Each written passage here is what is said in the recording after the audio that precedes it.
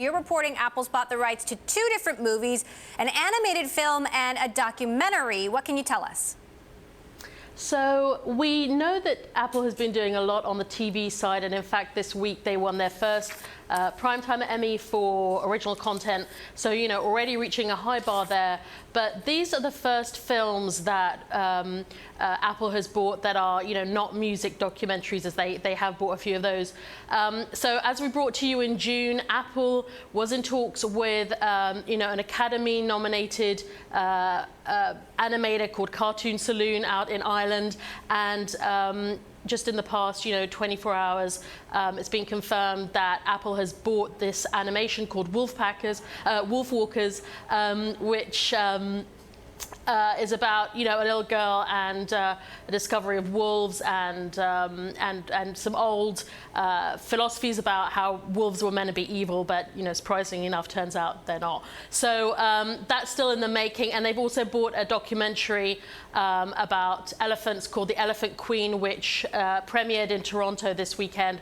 So they're clearly heading for quite a high level of content in terms of film, and these are the first ones that we know of.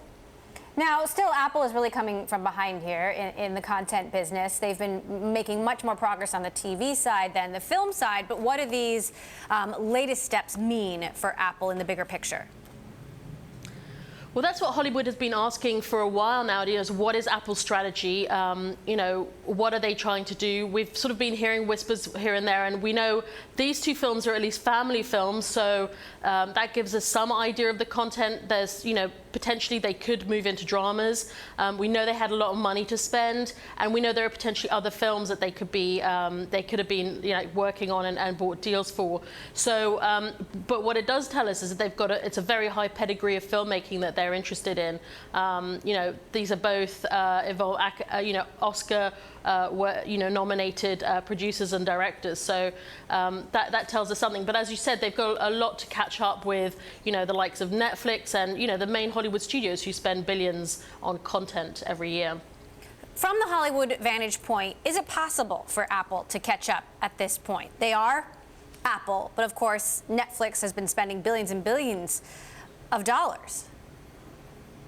Yeah, but Netflix doesn't have, it has a huge amount of content on its platform, but if you look at in terms of film, it's really actually only this year that it might be in the running for something like a Best Picture Oscar, which, may seem superficial, but it really is kind of recognition from Hollywood that, you are a force to be considered with when it comes to having the best filmmakers.